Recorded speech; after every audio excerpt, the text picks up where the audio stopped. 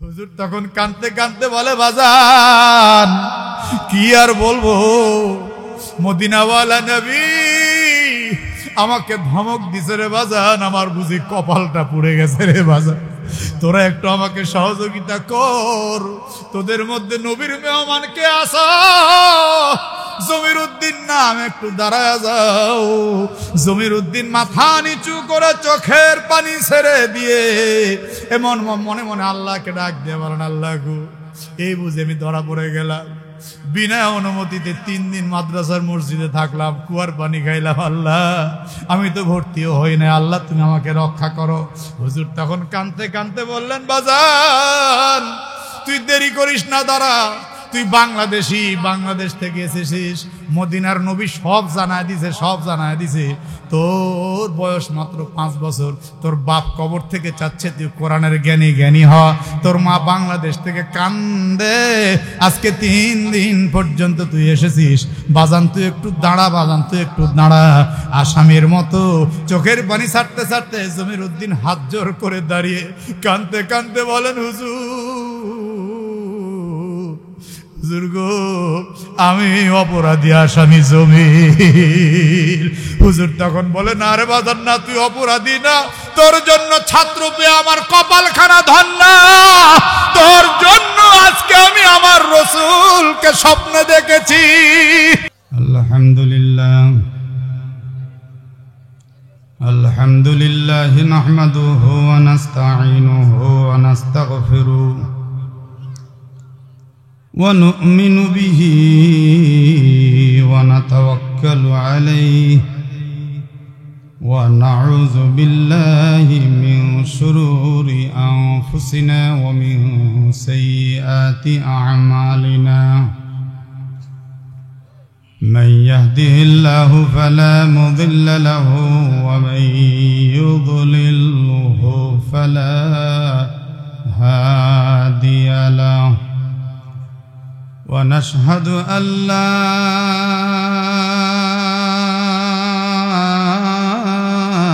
إله إلا الله وحده لا شريك له ونشهد أن سيدنا ومولانا محمدا عبده ورسوله الذي أرسله بالحق بشيرا ونذيرا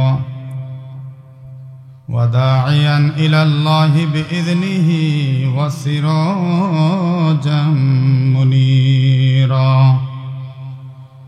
أما بعد فيا أيها الحاضرون رحمني ورحمكم الله আওয়াজ দিয়ে বলুন আমিন।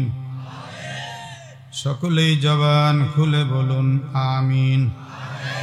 ফাকাদ ক্বাল আল্লাহু তাআলা ফিল কালামিল মাজিদ ওয়াল ফুরকানিল হামিদ।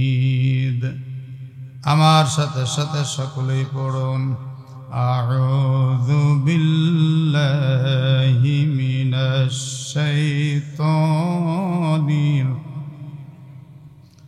আরে সকলে পড়তে পারলেন না, সমস্বরে আওয়াজ করে বলছি, আউযু বিল্লাহি মিনাশ শাইতানির।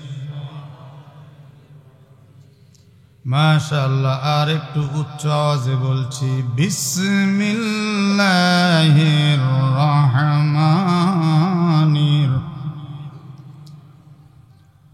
الذين يستمعون القول فيتبعون أحسنه أولئك الذين هداهم الله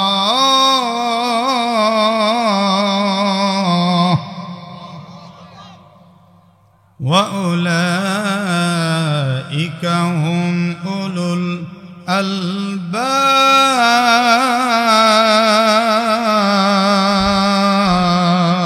الألباب صدق الله العظيم وقال رسول الله কলিজা থেকে মুহাব্বতের সাথে সকলেই পড়ছি সাল্লাল্লাহু আলাইহি ওয়াসাল্লাম।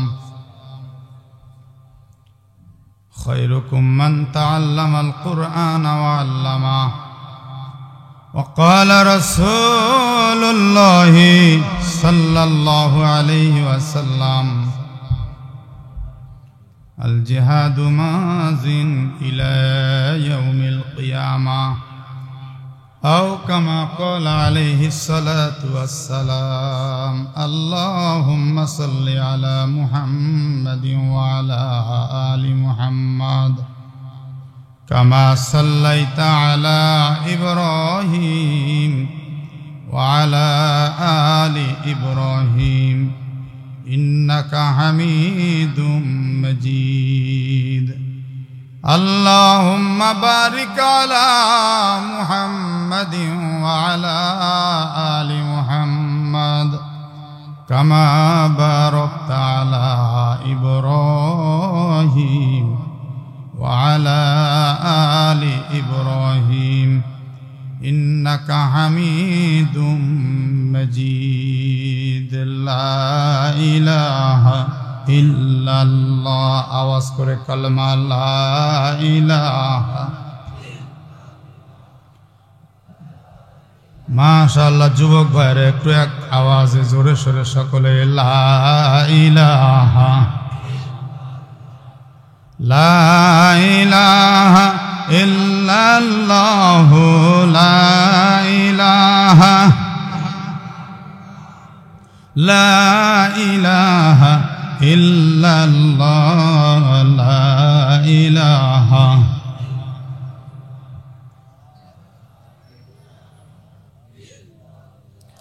দুনিয়ারি টাকা পয়সা দুনিয়াতেই রবে,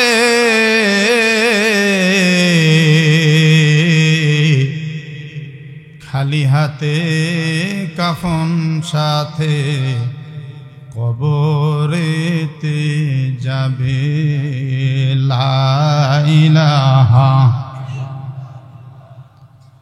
ইল্লাল্লাহ ইল্লাল্লাহ ইল্লাল্লাহ লা ইলাহা ইল্লাল্লাহ লা ইলাহা লা ইলাহা ইল্লাল্লাহ মুহাম্মাদুর রাসূলুল্লাহ সাল্লাল্লাহু আলাইহি ওয়াসাল্লাম। আজকে আমি আপনাদের সামনে কোরআনুল কারীমের 114 সূরা, এর মধ্যে একটা সূরার বাংলা নাম দল। বাংলা নাম কি? দল। দল দল বুঝেন তো? অনেকে হয়তো চিন্তা করছেন হুজুর উঠেই কি রাজনীতি শুরু করলো রে। দল বলতে বিএনপি, আওয়ামী লীগ আর জাতীয় পার্টি এগুলি না।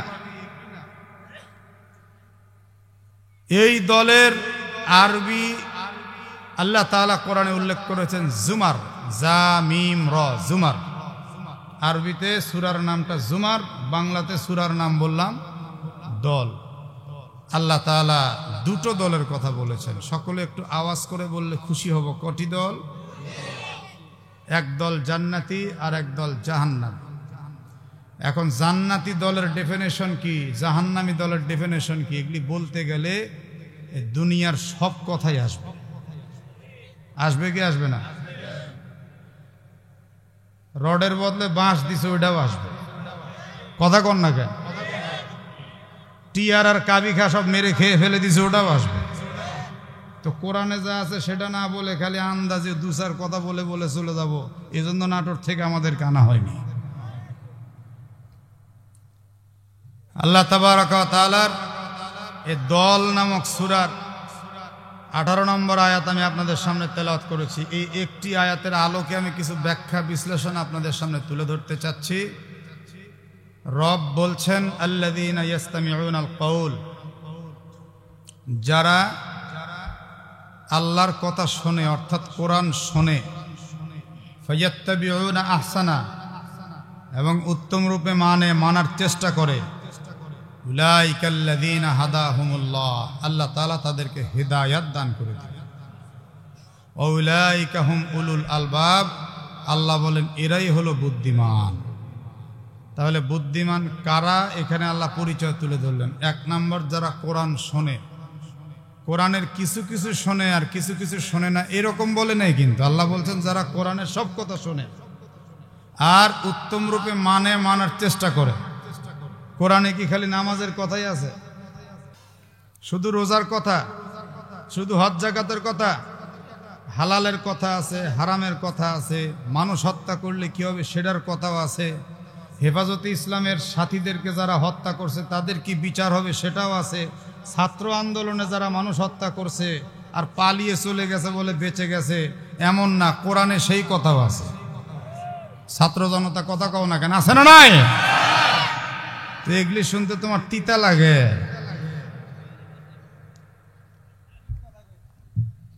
সম্মানিত উপস্থিতি, আল্লাহ দুটো কথা বললেন, একটা হলো শোনা আর একটা হলো মানা। কয়টা কথা হলো? এখন আপনাকে একটা প্রশ্ন করি, মানলো না শুধু শুনলো, এর কি হবে? কোনো লাভ আছে? এই যে এগুলা এই ধরনের নেতাদের বক্তব্য শুনে তো এগুলো শিখছেন আপনারা, কোনো লাভ নাই কইতেছেন। কোরআন এবিসিডির কোনো কিতাব না, চাইনিজ ভাষার কোনো বই না। কোরআন কিন্তু বীজগণিত পাটিগণিতের কোনো বই না। কোরআন এমন এক মহত্বের কিতাব, মর্যাদার কিতাব। ঈমানের সাথে যদি এই কোরআন কেউ শোনে, যদি নাও মানে, শুধু শুনছে, যতক্ষণ শুনবে ততক্ষণ আল্লাহর পক্ষ থেকে প্রত্যেকটা অক্ষরের বিনিময়ে তার আমল নামায় 10টি করে নেকি দেওয়া হবে। এই কথা কি বানিয়ে বললাম? হাদিসে আছে না নাই? তাহলে যদি আপনি বলেন যে হুদাই শুই না কোনো লাভ নাই, আপনি চিন্তা করেন নি আপনার ঈমান আছে কিনা। কথা কন না কেন? দেখেন কোরআনুল কারীমের সূরাতুল আরাফের 206 নম্বর আয়াতে আল্লাহ কি বলেন? ওয়া ইযা কুরিআল কুরআনু ফাসতামিউ লাহু ওয়া আনসিতু লাআল্লাকুম তুরহামুন।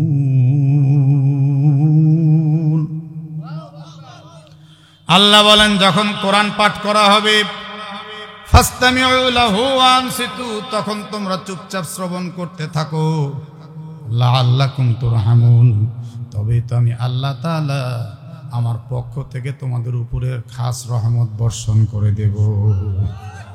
তাহলে কোরআন শুনলে সওয়াব, কোরআন শুনলে রহমত পাওয়া যাবে। সুবহানাল্লাহ বলেন। শোনার সাথে সাথে যদি কেউ মানে তাহলে তো নুরুন আলা নূর। কি বলেন, তাই কি না? একটা হলো শোনা আর একটা হলো মানা। শুনছে মানে নাই, যতক্ষণ শুনবে ততক্ষণ সে লাভবান হবে, আর যখন মানবে তখন তার দুনিয়া আখিরাত একদম পরিষ্কার হয়ে যাবে। তাহলে আজ থেকে যদি কেউ, এই বাচ্চায় কথা বলে না, আজ থেকে যদি কেউ স্টেজে এমন কথা বলে, আমল না করলে শুধু সইনা লাভ নাই, আপনারা তাদেরকে কাউন্টার দিবেন। সূরা আরাফ, কি সূরা নাম বললাম? বলেন না, কি সূরা নাম বললাম? 206 নম্বর আয়াত। আপনি ভালো করে পড়ে দেখেন মিয়া, তারপরে বক্তব্য দেন। কোরআন শরীফ যদি কেউ নাও বোঝে, যদি কেউ নাও মানতে চায়, ঈমানের কান দিয়ে যদি খালি কেউ কোরআন শোনে, আল্লাহর পক্ষ থেকে সে রহমত পাবে। হাদিসের মধ্যে আল্লাহর হাবিব বলেছেন সে কমপক্ষে প্রত্যেক অক্ষরে 10টা করে সওয়াব পাবে। আপনারা যতক্ষণ মাহফিলে থাকবেন ততক্ষণ শুধু লাভ আর লাভ, লাভ আর লাভ, কোরআন শুনবেন। কিন্তু এই কোরআনের আয়াতগুলো যখন নাজিল হচ্ছিল তখন মক্কার এক শ্রেণীর কাফেররা, কোরআন বিদ্বেষীরা, ইসলাম বিদ্বেষীরা এই বক্তব্য দিয়েছিল যে আসলে কোরআন শুনলে কোনো লাভ নাই, এ কোরআন একটা পাগলের প্রলাপ। নাউজুবিল্লাহ কর না কেন? সঙ্গে সঙ্গে বড় বড় কবি সাহিত্যিকদেরকে ডেকে নিয়ে কোরআনুল কারীমের বিষয়ে বাহাস করার জন্য চেষ্টা করেছিল, কিন্তু বড় বড় কবি সাহিত্যিকরা এক পর্যায়ে বলেছিল লাইসা হাযা মিন কালামিল বাশার, এই কোরআনুল কারীম তো মুহাম্মাদের ব্যক্তিগত বানানো নয়, এ কোরআনুল করিম ঐশী বাণী আল্লাহর কালাম। আমরা যে সাহিত্যের জ্ঞান অর্জন করেছি তার চাইতে কোটি কোটি গুণ উচ্চাঙ্গের সাহিত্য মাখা চিন্তা চেতনা দিয়ে ভরা এ কোরআনুল করিম। সুতরাং এ কোরআনের সাথে আমরা টক্কর দিতে পারবো না। সেই সময় তারা স্বীকার করে নিয়েছে। সেখান থেকে কি প্রমাণ হচ্ছে? বর্তমান প্রেক্ষাপটে হালিমাতুস সাদিয়া মাদ্রাসায় যে কোরআন শিক্ষা দেওয়া হচ্ছে, এটা পৃথিবীর শ্রেষ্ঠ সাহিত্য মাখা একটি কিতাব। এ কোরআন যার সিনার মধ্যে আসবে সে পৃথিবীর শ্রেষ্ঠ সাহিত্যিক হয়ে যাবে। হাজার বছর পূর্বে কোরআনের শত্রু ইহুদি আর খ্রিস্টান এরা একে অপরে বলা বলি করলো এ কোরআনুল করিম কি পৃথিবী থেকে নিশ্চিহ্নিত করতে পারছি না, এখন নতুন একটা রাস্তা আমাদের বের করতে হবে। সবাই বলল কি রাস্তা? বলে বর্তমান টেকনোলজির যুগের দিকে আমরা এগিয়ে যাচ্ছি, বর্তমান প্রযুক্তির যুগের দিকে আমরা এগিয়ে যাচ্ছি। বর্তমান সময়ে প্রযুক্তি আর বিজ্ঞান দিয়ে মানুষ জীবন যাপন করার জন্য চেষ্টা করছে। সুতরাং এই মুহূর্ত থেকে আমরা একটা কথা উঠাইতে পারি, প্রত্যেকটা মানুষের দ্বারে দ্বারে কথাটা পৌঁছে দিতে পারি। কি সেই কথাটা হচ্ছে যে কোরআনের মধ্যে সব আছে। কোরআনের মধ্যে মানুষের ভালো মন্দের কথা আছে, দুনিয়া আখিরাতের কথা সব আছে, কিন্তু কোরআনের মধ্যে একটা কথা নেই, সেটা হলো বিজ্ঞানের কথা। এ কোরআনের মধ্যে যেহেতু বিজ্ঞান নেই, সুতরাং এ কোরআন কোনোদিন মানব জীবনের জন্য কল্যাণ আনতে পারে না। এ কোরআন বিগত সময়ে ছিল, বর্তমান সময়ে কোরআন আর চলবে না, যেহেতু যুগ উপযোগী বিজ্ঞান নেই। যারা বসা আছেন কোরআন প্রেমী, আপনারা একটু চিৎকার করে বলুন তো, এ কোরআনের মধ্যে বিজ্ঞান আছে না? না বিশ্বাস হয়? সত্যি বিশ্বাস হয়? এই আল কোরআনের বিজ্ঞানময় কথার উপরে আমি একটি বা দুটি আপনাদের ধৈর্যের উপরে দুটি দৃষ্টান্ত দিব। আর কোরআন মহাসাগর, এই কোরআনের ব্যাখ্যা হাদিসে রাসূল সাল্লাল্লাহু আলাইহি ওয়াসাল্লাম, হাদিসটা বিজ্ঞানসম্মত কিনা এর একটি দৃষ্টান্ত দিব। এই তিনটি দৃষ্টান্তের পরে আস্তে আস্তে আমরা মোনাজাতের দিকে যাব ইনশাআল্লাহ। দেখা যাক কোরআনের মধ্যে বিজ্ঞান আছে কিনা। যারা 40 বছরের উপরে বয়স, যাদের মুরব্বী টাইপের যারা আছেন, এখনকার যারা 20-22 বছরের ছেলেরা, এরা তেমন বলতেই পারবে না। এই পৃথিবীতে একবার একটা রব উঠেছিল, 5ই মে পৃথিবী কিয়ামত হয়ে যাবে। মনে পড়ে মুরব্বীরা? হ্যাঁ, এই তো, তাহলে আমার কথা বলতে সুবিধা হবে। 5ই মে কিয়ামত হবে বলে বৈজ্ঞানিকরা এমন একটা কথা তুলে ধরলো, এবং টেলিভিশনের পর্দায় তখন দেখাচ্ছিল যে একটা গ্রহ আর একটা গ্রহের সঙ্গে ধাক্কা লাগবে, লেগে পৃথিবী একদম চুরমার হয়ে যাবে, মানুষ সব মারা যাবে। সুতরাং যার যা খেতে মন চায় খেয়ে নিন, যার যা করতে মন চায় করে নিন। অনেক প্রবাসীরা, বাংলাদেশিরা বিদেশ থেকে স্বদেশে চলে আসলো, যারা জীবনে কোনোদিন দান সৎকা করেনি তারাও দান সৎকা করতে লাগলো। দেখছেন, এক যুবক বলতেছে সুবহানাল্লাহ। না, ঠিকই কইছে, কারণ সুবহানাল্লাহ তো আশ্চর্যজনক ঘটনা, কথা শুনলেই বলা হয়। দান করে না, সে দান করে, এটা সুবহানাল্লাহ না? আসলে আশ্চর্য। ছোট ছোট বাচ্চাদেরকে পর্যন্ত বিয়ে শাদী দিয়ে দিয়েছে। একজনকে আমি ওই সময় জিজ্ঞাসা করেছিলাম, ব্যাপার কি, এতটুকু বাচ্চাকে বিয়ে দিয়েছেন, এরা কি বা বুঝে বিবাহ শাদীর? যা বুঝে বুঝুক, মরে যাবে, এখন তো আর এগুলি দেখার টাইম নাই হুজুর। ওই সময় আমি জামাতে হাসতমে পড়তাম, হ্যাঁ, 8ম শ্রেণীতে পড়তাম। তো আমি দেখলাম যেদিন আপনার কেয়ামতের দিন 5ই মে বেলা 2টোর সময় কেয়ামত হবে বলে বৈজ্ঞানিকরা সময় নির্ধারণ করেছিল। সেই সময় আমি মাদ্রাসায় পড়তাম, তো আমাদের বাড়ির পাশে মাদ্রাসায় সকালবেলা খানার ছুটি হলে বাড়িতে যেতাম। তো আব্বা আমাকে বললেন যে এই যে ব্যাগ ভর্তি বাজার দিলাম, এটা নিয়ে বাড়িতে রেখে আসো। আমি আমাদের দোতলা মসজিদের সামনে দিয়ে যখন যাচ্ছিলাম, তখন দেখলাম বেলা 9:30 বাজে। তাই মসজিদের নিচতলা ভর্তি, উপরতলা অর্ধেক হয়ে গেছে। আমি বাজারের ব্যাগ রেখে চিন্তা করলাম, ব্যাপার কি, আজকে তো কোনো জুমার দিন না, আজকে এভাবে। আপনাদের এলাকার মসজিদে লোক ছিল না হুজুর? মসজিদে লোক ছিল না ওই সময়? আর নামাজ পড়ছে, আল্লাহ বিল্লাহ করছে, কিয়ামত হয়ে যাবে।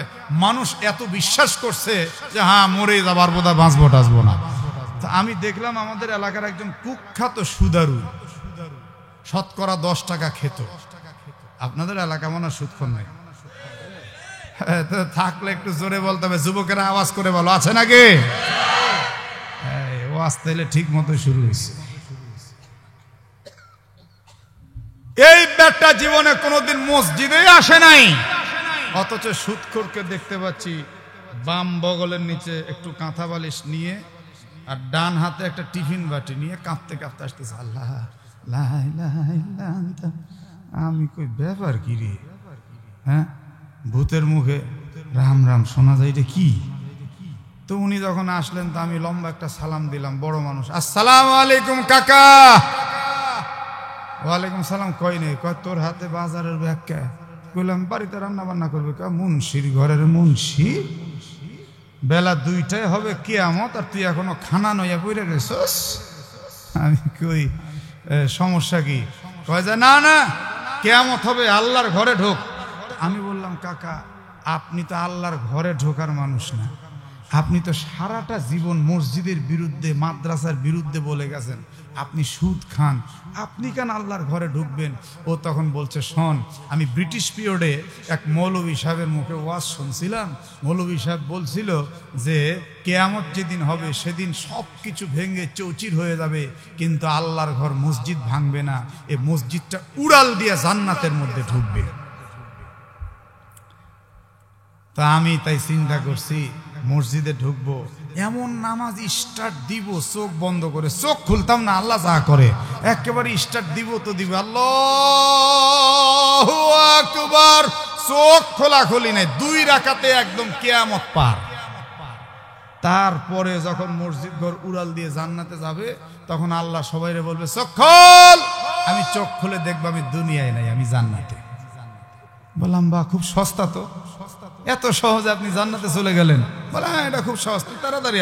তা আমি হাত ছানি দিয়ে দাঁড়িয়ে বললাম মসজিদ যদিও অক্ষত থাকে, কিন্তু তোমার মতো সুদখোর মসজিদে ঢুকলে এ মসজিদ আরো আগে ভাঙবে।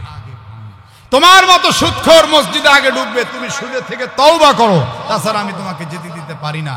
তখন উনি বলছেন মাথা নিচু করে কিছুক্ষণ চুপচাপ থেকে বলছে আচ্ছা দেখি, চিন্তা করি, তুই যখন বললি, তাও বলে না যে তওবা করতেছি। ও আমার ভাইরা, বেলা 2টা বাজলো, 4টা বাজলো, 6টা বাজলো, কিন্তু আর সেই দিন কিয়ামত হলো না।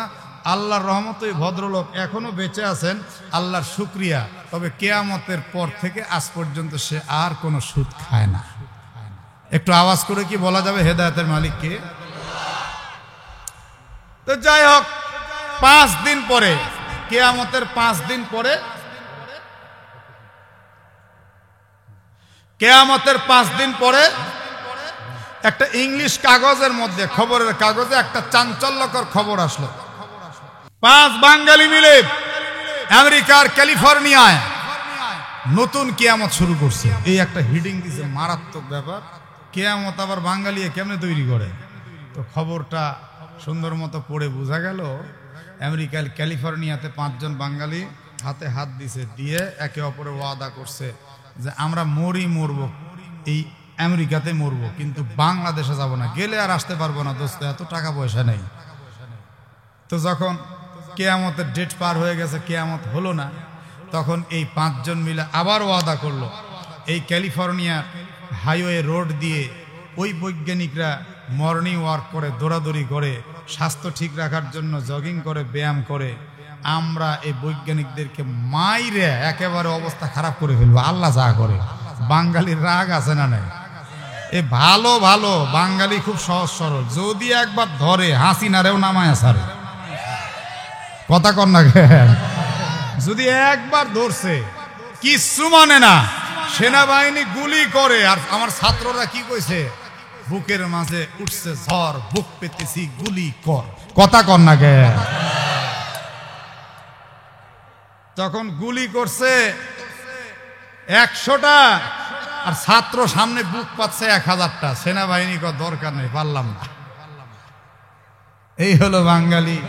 এই বাঙালি 5 জন মিলে এবার একজন বলতে চাচ্ছে ওদেরকে মেরে আমাদের লাভ কি? আরে বোকা, ওদের ভুল তথ্যের কারণে সারা পৃথিবীতে অজস্র সম্পদ নষ্ট হলো, বিদেশগামী মানুষগুলি স্বদেশে ফিরল, গরিব মানুষগুলি আর কর্মে ফিরে আসতে পারবে না টাকার অভাবে, কত ক্ষতি হলো। অতএব এইগুলোর আগে সাইজ কর, এরা যে ভুল তথ্যগুলি দেয় এ ভুল তথ্য যেন আর না দেয়, এটা আমরাই পারবো সাইজ করতে, বাঙালি ছাড়া কেউ পারবে না। আচ্ছা ঠিক আছে। পরের দিন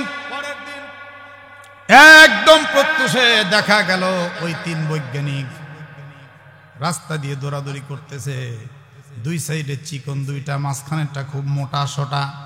একজন বাঙালি দেখে আরো 4 জনকে ডাক দিছে, তাড়াতাড়ি আয়, মিশন যদি সাকসেস করতে চাও এই মুহূর্তে ওদেরকে একদম চিলের মতো ঝাঁপিয়ে বড়, এদেরকে আর ছেড়ে দেওয়া যাবে না। এক পর্যায়ে 5 বাঙালি মিলে 3 জন কেমন কুল কিল ঘুষিয়ার লাথি, কারো কপাল ফুলে গেছে, কারো নাক ফেটে রক্ত বের হচ্ছে, কারো একদম গাল ফেটে গেছে, এমন মায়ের মার। শেষ পর্যন্ত 3 জন পা জড়িয়ে বলে, খবরদার মারিস না, আগে তো বলবি কেন মারতেছিস। এবার 5 বাঙালি মিলে একসঙ্গে কণ্ঠে কণ্ঠ মিলিয়ে বলল, কিয়ামত আরম্ভ হইছে। জোরে কোন মারহাবা। এখন 3 বৈজ্ঞানিক কয় কিয়ামত তো 5 তারিখে গেছে, কয় ওটা বাংলাদেশে গেছে, ক্যালিফোর্নিয়াতে বাংলাদেশ থেকে ফিরে আসতে আরো 5 দিন টাইম লাগছে, এই জন্য আজকে তোদেরকে দিয়ে কিয়ামত উদ্বোধন হয়েছে। এবার বলে, ভাইরে তোরা আসলে কোন জাতি, তোদেরকে তো চিনলাম না, কোন দেশের মানুষ তোরা? এবার বলে, কিলের সাইজে কি বুঝিস না আমরা কোন দেশের? আমরা বাঙালি, আমরা পাকিস্তান হানাদার বাহিনীকে সাবার করেছি, আমরা কিন্তু একের পর এক এই দেশের মধ্যে যে আমাদেরকে আক্রমণ করেছে তাদেরকে আমরা প্রতিহত করেছি, আজও পর্যন্ত তোদেরকেও সাইজ আমরা বাঙালিরাই করতেছি, জীবনে আর কোনোদিন ভুল তথ্য দিবি কিনা বল? বলে, আমরা চোখ দিয়ে যা দেখছি তাই তো বলছি। সঙ্গে সঙ্গে এই 5 জন বলে, চল ক্যালিফোর্নিয়ার কেন্দ্রীয় মসজিদের ইমাম সাহেব হুজুরের কাছে চল। ইমাম সাহেব হুজুরের কাছে যখন নিয়ে গেছে, হুজুর তখন আশ্চর্য হয়ে বলছে, সর্বনাশ, তোমরা কি করছো? এই মুহূর্তে 3টা লোক যে অমুসলিম, হতে পারে কিছুক্ষণ পর তারা কালেমা পড়ে মুসলমান হয়ে যাবে। হুজুর এইবার সুন্দর করে টিস্যু দিয়ে ডেটল দিয়ে নিয়ে যাতে তাদের রক্ত পরিষ্কার করে দিছে। ইমাম সাহেব হুজুর এদের যখন রক্তগুলো পরিষ্কার করে দিলাম আর তাদেরকে সুন্দর মতো বসালো, এবার তারা 3 জন কাঁদতে কাঁদতে বলে, সারা জীবন আমরা শুনেছি আলেম ওলামা মুসলমানরা জঙ্গি হয়, জঙ্গি, কিন্তু আজকে চোখে দেখতে পেলাম একজন মসজিদের ইমাম, তার ব্যবহার কত সুন্দর রে, আমাদের মন পরিবর্তন হয়ে গেল। ইমাম সাহেব বলছেন, ভাইজান একটু বসেন, একটু বসেন। এবার ইমাম সাহেব সুন্দর মতো উজু করলেন, আল্লাহর কোরআনটা ধরে নিলেন, আল্লাহর কোরআন ধরে নিয়ে সূরা ইয়াসিন বের করলেন, সূরা ইয়াসিন বের করে এবার পড়তে আরম্ভ করলেন।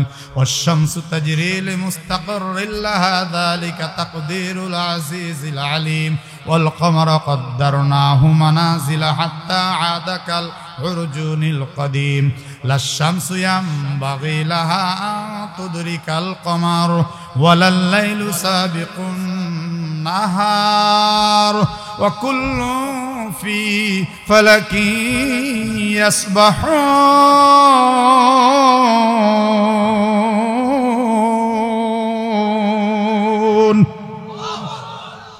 আল্লাহ রাব্বুল আলামিন জানিয়ে দিয়েছেন, রে বৈজ্ঞানিকরা দেখো, তোমরা বলেছো এক গ্রহের সঙ্গে আরেক গ্রহের ধাক্কা লাগবে, আর এইভাবে ধাক্কা লেগে পৃথিবী একদম চূর্ণ বিচূর্ণ হয়ে যাবে, কিন্তু না না না, তোমাদের চোখে দেখা ভুল, আল্লাহর কোরআনটাই সত্য।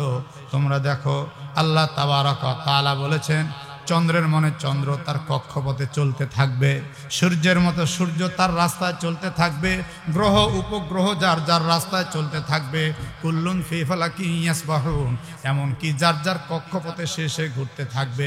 গ্যালাক্সি, ব্ল্যাক হোল, ধূমকেতু, উল্কাপিণ্ড, গ্রহ, নক্ষত্র, নক্ষত্রপুঞ্জ যা আছে যার যার কক্ষপথে চলবে। জীবনে কোনোদিন কেউ কারোর সাথে ধাক্কাও লাগবে না, আর এইভাবে কোনোদিন ধাক্কা লেগে পৃথিবী ধ্বংস হবে না। সঙ্গে সঙ্গে 3 জন বৈজ্ঞানিক এবার কোরআনের দিকে একটু এরকম সালাম করে সম্মান করে বলছে, আমরা সারাটা জীবন ভুল পথে দৌড়িয়েছি, আমরা এই মুহূর্তে তিনজন মিলে একমত হলাম, বাকি জিন্দেগি যতদিন পর্যন্ত বেঁচে থাকবো ততদিন পর্যন্ত কোরআন নিয়ে থিসিস করব, গবেষণা করব, কোরআনের মধ্য থেকে বিজ্ঞান খুঁজে বের করার চেষ্টা করব, বাকি জিন্দেগি আমরা যাতে মুসলিম হয়ে বাঁচতে পারি হুজুর, এজন্য হাতটা বাড়িয়ে দিলাম, এই মুহূর্তে আমাদেরকে কালেমা পড়িয়ে দেন। বুঝে থাকলে একটু চিৎকার করে বলেন তো একমাত্র হেদায়েত দেওয়ার মালিককে। তাহলে বলেন কোরআনের মধ্যে বিজ্ঞান আছে না নাই? 1948 সন, জোরে বলেন কত সন? এই 1948 সনে আমেরিকার সাগরের মধ্যে একটা ঝামেলা হলো। সেই সাগরের মধ্যে পানি পথে বিশাল একটা পাক আরম্ভ হলো, আর এই পাকের ভিতরে যে কোনো জাহাজ গেলে অবস্থা খারাপ হয়ে যায়। দেখতে দেখতে পর্যায়ক্রমে 3টা জাহাজ ওই পাকের মধ্যে গিয়ে একদম ডুবে গিয়েছে। একটি পর্যায়ে বৈজ্ঞানিকরা সবাই দুশ্চিন্তায় পড়ে গেল, সর্বনাশ, এটা আমাদের পানিপথ, এটা আমাদের আন্তর্জাতিক রুট, এইটা যদি সমস্যা হয় পৃথিবীর সঙ্গে কিন্তু আমাদের যোগাযোগটা বিচ্ছিন্ন হয়ে যাবে। সবাই চিন্তা ভাবনা করে কোনো কুল কিনারা হাসিল করতে পারল না। একটি পর্যায়ে সবাই একটা মত অবলম্বন করলেন। এই মত অবলম্বন করার পর এবার সবাই বলল, ঠিক আছে, বিশ্বের বিভিন্ন দেশের বৈজ্ঞানিকদেরকে দাওয়াত করা হোক, তারা আসবে, তারা এসে এটা নিয়ে একটু পর্যবেক্ষণ করবে, পানি সমস্যার সমাধান কেমন করে করা যায়। বিশ্বের বিভিন্ন দেশের বৈজ্ঞানিকরা আসলেন, সমুদ্র সৈকতে বসে এ পানির পাকের দিকে তাকিয়ে সবাই পর্যবেক্ষণ করতে লাগলো, পরীক্ষা নিরীক্ষাও করছে পানি নিয়ে, পাকটা কেন হচ্ছে, কিন্তু না কোনো সমাধান কেউ করতে পারলো না। দেখতে দেখতে 1 সপ্তাহ পার হয়ে গেল। এবার যিনি প্রধান জিম্মাদার ছিলেন, দায়িত্বশীল ছিলেন, উনি বললেন, শুনুন, আমি আপনাদেরকে একটি কথা বলতে যাচ্ছি। আমাদের এখন মান সম্মানের প্রশ্ন হয়ে দাঁড়িয়েছে। এই বৈজ্ঞানিকদের মধ্যে আপনারা কেউ আছেন হিন্দু, কেউ আছেন বৌদ্ধ, কেউ আছেন ইহুদি, কেউ আছেন খ্রিস্টান, কেউ বা আছেন নাস্তিক, যে দলেরই থাকেন না কেন, প্রত্যেক ধর্মের ধর্মীয় পুস্তকটা একটু তালাশ করার চেষ্টা করুন। দেখুন তো কোন ধর্মীয় পুস্তকে পানি সমস্যার সমাধান দেওয়া আছে। যখন কোনো কুল কিনারা না পায় তখন এক জাতের মানুষ আছে, দেখবেন ঠিকই ধর্মের দিকে দৌড়ায়।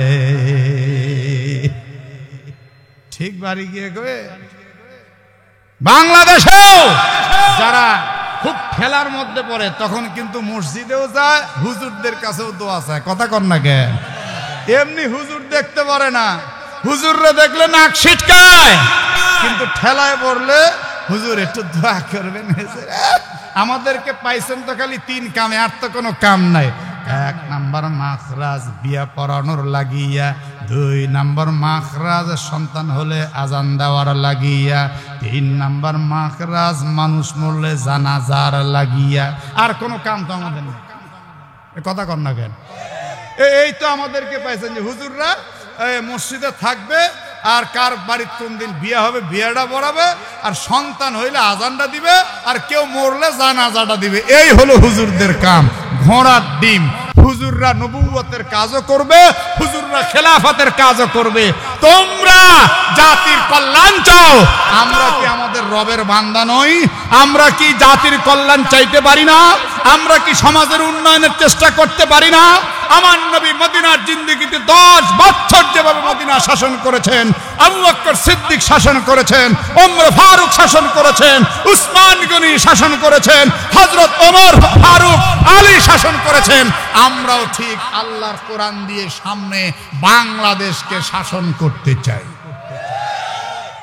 আমরা সব দেখেছি, তন্ত্রমন্ত্র দেখা শেষ, আমরা সব ধরনের নেতার চরিত্র দেখেছি, আর কারো চরিত্র দেখতে চাই না, কারো পট্টি মাথায় দিয়ে আর আমরা ভুলতে চাই না, কারো হাতে তাসবিহ দেখে আর ভুলতে চাই না।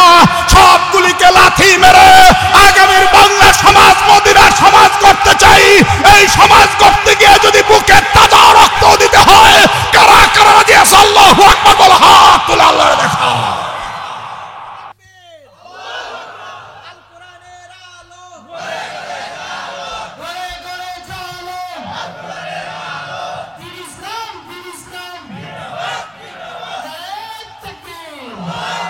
সম্মানিত উপস্থিতি, আমরা খালি 3 কাম করব, আর আপনারা কি করবেন? আপনার বিয়ে পারলে আপনি বলেন, হুজুরদের একটু টাইট হওয়া দরকার। এই কথা কর না কেন? পারলে বলেন আপনার বিয়ে। আপনি রাত্রি 1:30টার সময় মেসের মুন্সি আজান দেওয়া শুরু করছে, আল্লাহু আকবার, আল্লাহু আকবার। এখন সন্টু তার স্ত্রী বাবলিকে বলছে, কিরে বাবলি, এই ফজরের ওয়াক্ত না হইতে আজান দেখে। তো বাবলি আবার হাত দিয়ে, বুঝো কিছু? উত্তর পাড়ার পল্টু বিয়ে করার 3 মাসের মাথায় বাচ্চা খালাস, আজান তো জানে না, এজন্য মুয়াজ্জিন সাহেব দিয়ে আজান দিতেছে। আজানটা দিয়ে আমরা আর মজা মারো তোমরা। আর মানুষ মরলে জানাজা অত সস্তা না। বিগত সরকারের সময় ঢাকার এক শয়তান বলছিল না, হুজুররা সব কুত্তার বাচ্চা। নাউজুবিল্লাহ পড়বেন না?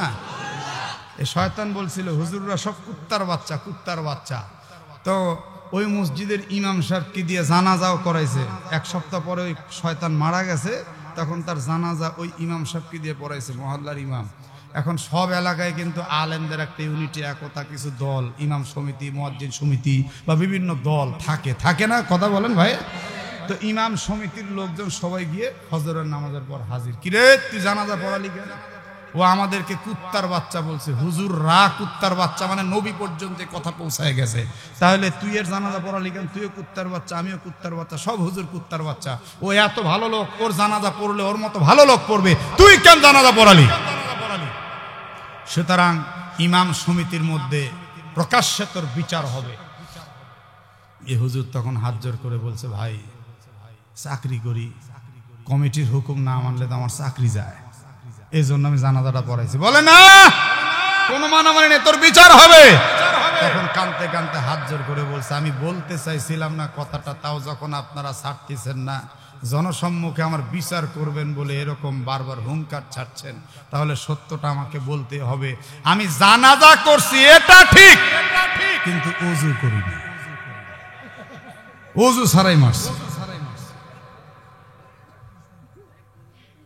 হুজুরদের উপরে বেশি টর্চার করছেন, হুজুরদেরকে জেল দিয়েছেন, কিন্তু ওস্তাদের মায়ের কথা কয় না রে যুবক, ওস্তাদের মার মর আগে, মর আশা, তারপরে দেখামনি। খালি 4 বার আল্লাহু আকবার শুনবার, কিচ্ছু থাকবে না এর মধ্যে, কোনো দোয়া নাই, খালি বদদোয়া হবে, বদদোয়া। আল্লাহু আকবার। আল্লাহ, এটা মুনাফিক, এটা শয়তান, এটা মসজিদ বিরোধী, মাদ্রাসা বিরোধী, কোরআন বিরোধী, ইসলাম বিরোধী। ফি নারি জাহান্নামা খালিদিনা ফিহা আবাদা। আল্লাহু আকবার। আপনি তো মনে করতেছেন কঠিন জানাজা হচ্ছে, আমার বাপে মনে হয় জান্নাতে চলেই গেল রে। জান্নাতে দিয়ে একেবারে ভিতর দিয়ে জান্নাতের বাইরে নিয়ে জাহান্নামে ফেলে দিছি। যা, অত সস্তা না। এখন এই ঠেলায় বসছে অমুসলিম বিজাতি, এরা বলতেছে সবার ধর্মীয় পুস্তকটা একটু তালাশ করে দেখেন, এই পানি সমস্যার সমাধান কি করে হতে পারে। একটা লোক জবান বন্ধ না রেখে চিৎকার করে আল্লাহকে শুনিয়ে দেন, পানির সৃষ্টিকর্তাকে। সেই রব ছাড়া আর কেউ এই পানি সমস্যার সমাধান করতে পারবে? অসম্ভব ব্যাপার। এবার বৌদ্ধ জাতি ত্রিপিটক বের করে 1 পৃষ্ঠা 2 পৃষ্ঠা করে খুঁজতে লাগলো। খুঁজতে খুঁজতে খুঁজতে খুঁজতে খুঁজতে খুঁজতে ত্রিপিটক একদম শেষ হয়ে গেল, কিন্তু ত্রিপিটকের মধ্যে পানি সমস্যার কোনো সমাধান পেল না। তারপরে হিন্দু জাতি ঋগ্বেদ, সামবেদ, যজুর্বেদ, অথর্ববেদ, উপনিষদ, গীতা সব কিছু একের পর এক খোঁজ করতে লাগলো, কিন্তু এই বেদের মধ্যে, হিন্দু ধর্মের মধ্যে পানি সমস্যার সমাধান বলতে কিচ্ছুই পেল না। শেষ পর্যন্ত Bible, new testament, old testament, ইনজিল, তাওরাত, জবুর সব খুঁজতে লাগলো, কিন্তু না, এর মধ্যে পানি সমস্যার কোনো সমাধান পেল না। এবার সবাই মিলে একটা চিন্তা করলো, একমাত্র মাত্র এখন কোরআন বাকি আছে। আমাদের মধ্যে যারা মুসলমান তাদেরকে দিয়ে একটু খোঁজ করাতে হবে কোরআনের মধ্যে পানি সমস্যার সমাধান আছে কিনা। আপনারা একটু চিৎকার করে বলুন তো, কোরআনের মধ্যে সমস্যার সমাধান আছে না নাই? ولا يأتونك بمثل إلا جئناك بالحق وأحسن تفسيرا।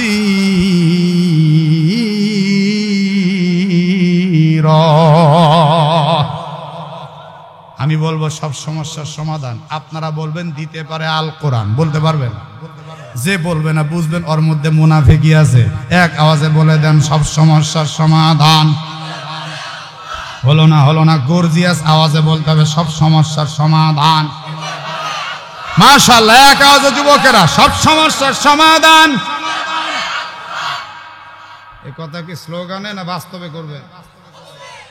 তাহলে সামনে বোঝা যাবে যে আপনি সত্যি কোরআনের সমাজ চাচ্ছেন কিনা। ভোটে বোঝা যাবে। কি বুঝবে?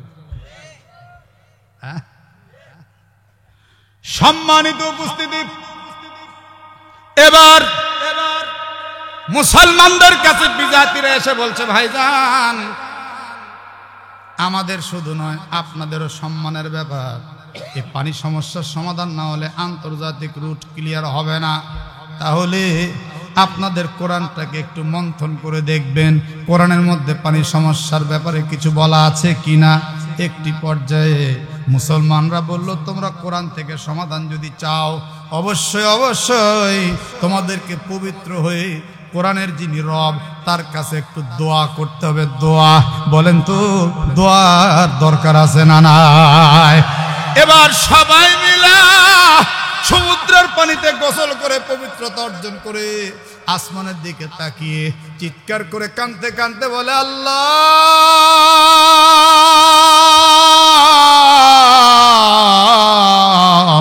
আল্লাহ গো, তুমি আমাদেরকে একটা সমাধান দিয়ে দাও। বিশ্বের মধ্যে আমাদের একটা মান সম্মানের ব্যাপার, একদম পানিপথটা বিচ্ছিন্ন হয়ে যাচ্ছে আমাদের দেশের সাথে। এটা হতে পারে না রে আল্লাহ। এদিক দিয়ে মুসলমানেরা উজু করে কোরআনুল কারীমটা উল্টাতে লাগলো। উল্টাতে 1 পৃষ্ঠা 2 পৃষ্ঠা, 1 পারা 2 পারা 5 পারা 10 পারা, না পানি সমস্যার কোনো সমাধান পাওয়া গেল না। 15 পারা 20 পারা 25 পারা কোনো সমাধান নাই। 26 পারা চলে গেল, না কোনো সমাধান নাই।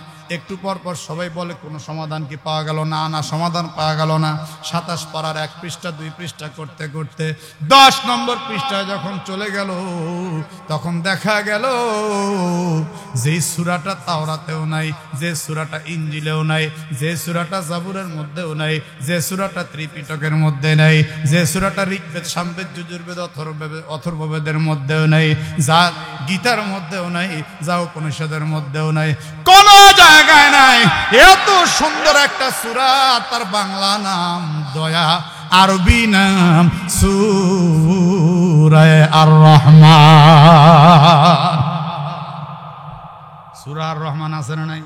আর রহমান আল্লামাল কুরআন খালাকাল ইনসানা আল্লামাহুল বায়ান আশ-শামসু ওয়াল কমারু বিহুসবান النجم والشجر يسجدان والسماء رفعها ووضع الميزان ألا تطغوا في الميزان وأقيموا الوزن بالقسط ولا تخسروا الميزان والأرض وضعها للأنام فيها فاكهة والنخل ذات الأكمام والحب ذو العصف والريحان فبأي آلاء ربكما তুকাযযিবান।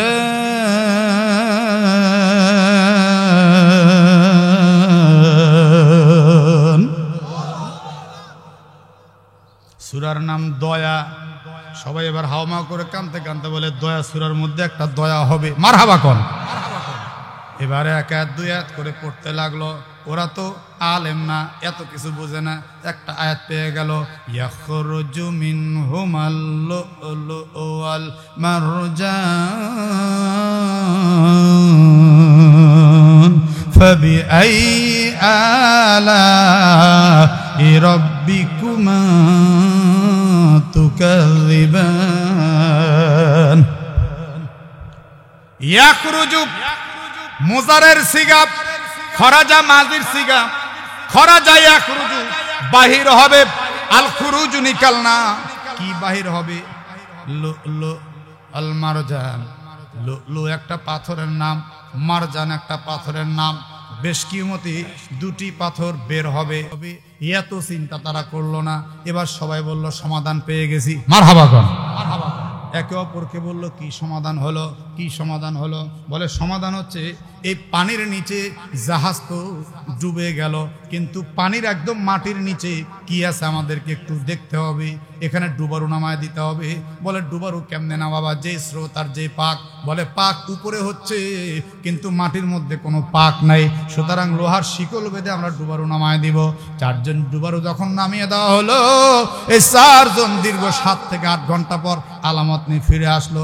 এই আলামত যখন মেশিন টেস্টের মধ্যে দেওয়া হলো, ল্যাবের মধ্যে দেওয়া হলো, তখন দেখা গেল এই পাকের নিচে একটি নয় দুইটি লুলু এবং মারজান নামীয় বেশ কিমতি পাথরের খনি আছে, যা দয়া নামক সূরার মধ্যে আল্লাহ তাআলা উল্লেখ করেছেন। কোরআনে বর্ণিত সে উল্লেখিত পাথরে পানির পাকের মধ্যে রয়েছে। এবার তারা মেশিন পত্র ফিট করলো আর বেশ কিমতি পাথর তুলে তুলে বিশ্বে বিজনেস করলো। আস্তে আস্তে পানিপথটা একদম পরিষ্কার হয়ে গেল। এ কোরআনের বাস্তবতা দেখে একটি সময় ওই সমুদ্র পারে 1 নয় 2 নয় 43 জন অমুসলিম মুসলমান হইয়া যায়। বুঝে থাকলে একটাবার চিৎকার করে বলুন তো, কোরআনের মধ্যে বিজ্ঞান আছে না নাই? ভাইজান, তাফসিরের মূলনীতি 5টি: তাফসিরুল কুরআন বিল কুরআন, তাফসিরুল কুরআন বিল হাদিস, তাফসিরুল কুরআন বিআকওয়ালিস সাহাবাতি, তাফসিরুল কুরআন বিআকওয়ালিত তাবিঈনা, তাফসিরুল কুরআন বিমা তাকতাজিহিল লুগাতুল আরবিয়্যা।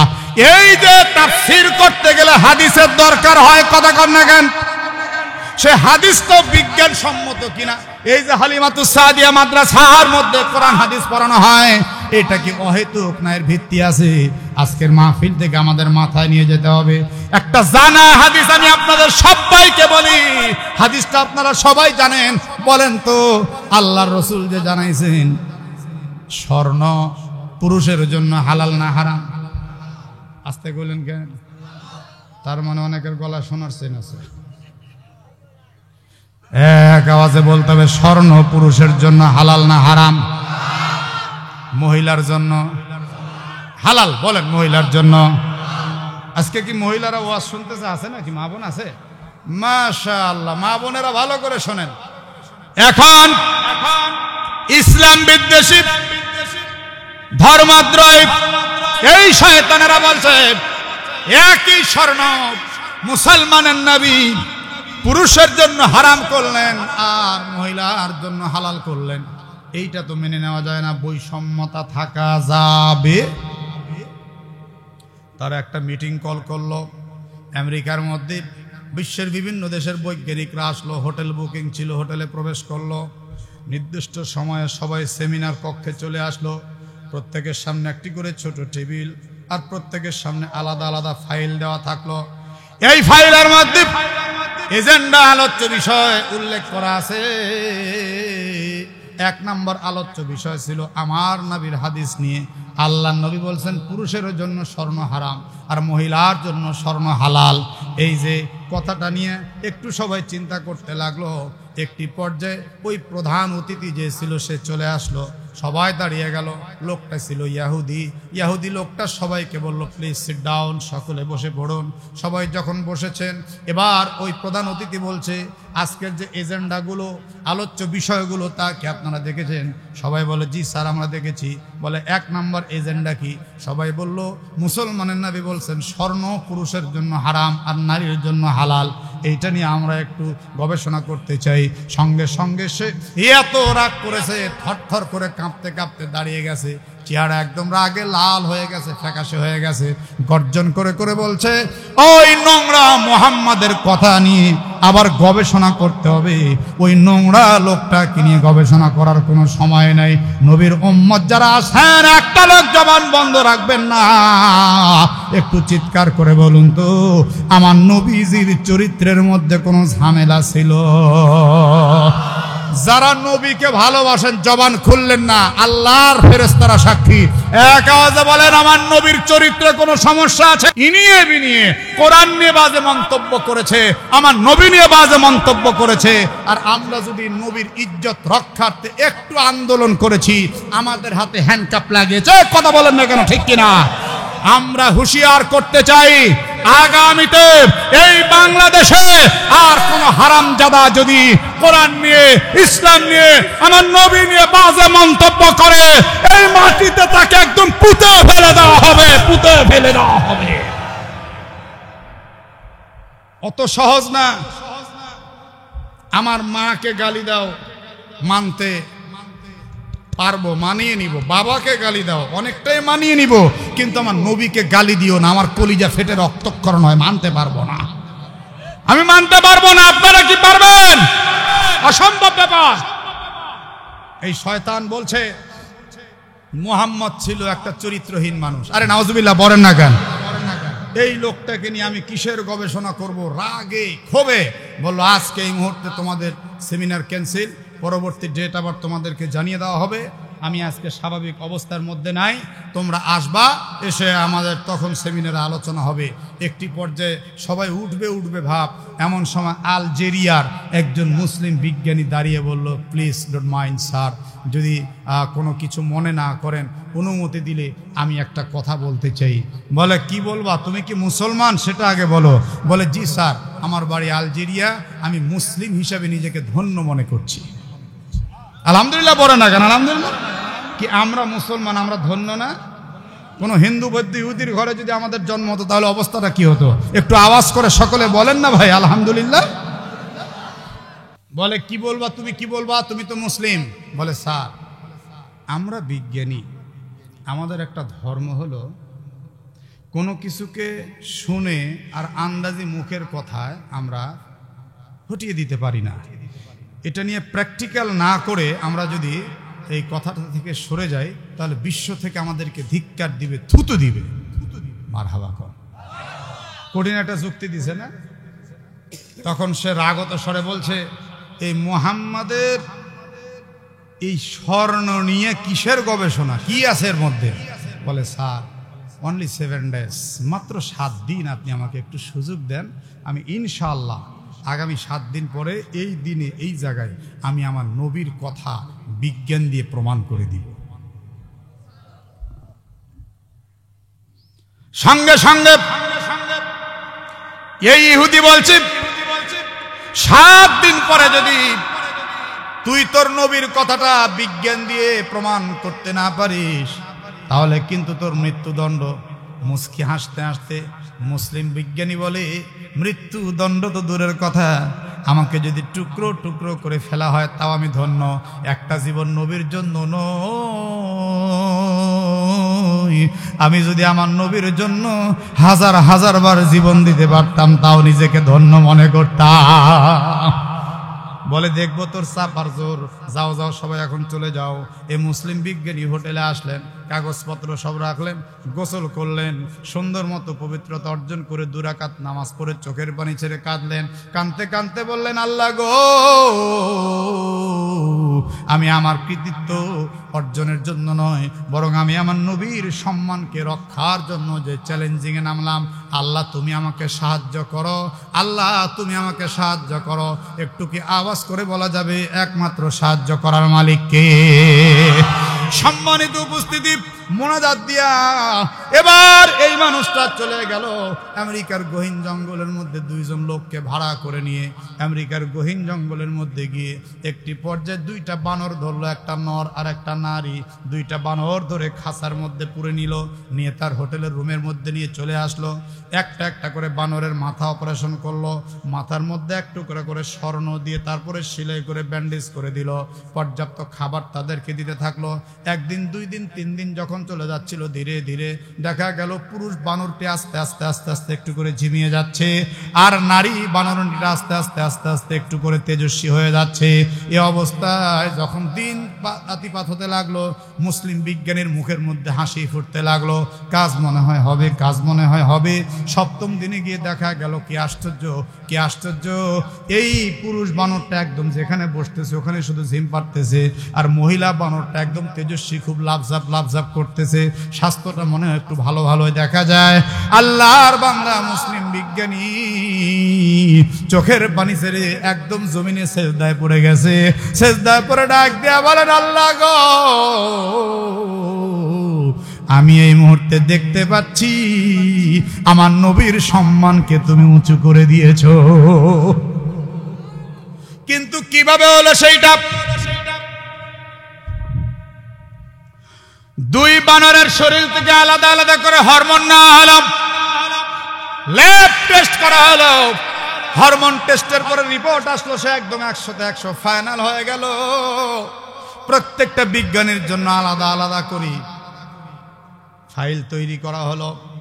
যথাসময়ে উপস্থিত হলো সেমিনারে, প্রধান অতিথির সামনে একটা দেওয়া হলো।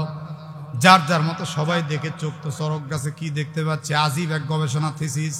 এবার প্রধান অতিথি আসলে ডাইরেক্ট বলছে, এই আলজেরিয়ার মুসলিম বিজ্ঞানী কি বলছিস বল, কি করলি 7টা দিন পর্যন্ত? বলে, স্যার ফাইলটা দয়া করে একটু দেখুন। এই ফাইল দেখলে আপনি বুঝতে পারবেন আপনি একজন বিজ্ঞানী, আমাদের বস, আপনি প্রধান অতিথি। এবার বলে, আমার দেখতে হবে না, বল তুই মুখে বল।